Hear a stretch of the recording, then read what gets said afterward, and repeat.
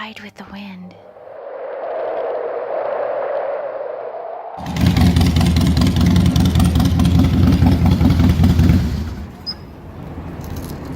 Hi everybody, this is Mike Clark at Desert Wind Harley-Davidson with the Bike of the Week. We've got a beautiful 2003 anniversary. This is a Softail Deuce Screaming Eagle version. So it's going to have the Cafe Racer style windscreen. We've got custom aluminum wheels on this, dual front disc brakes, chrome lowers as well. This one's got a pair of Vance & Hines straight shots on it, so you're going to be able to be heard going down the road.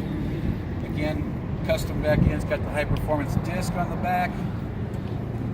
Got the special seat, special tank, special paint job here for the 03 anniversary edition.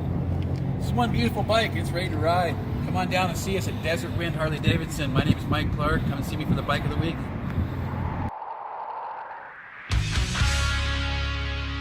Desert Wind Harley-Davidson.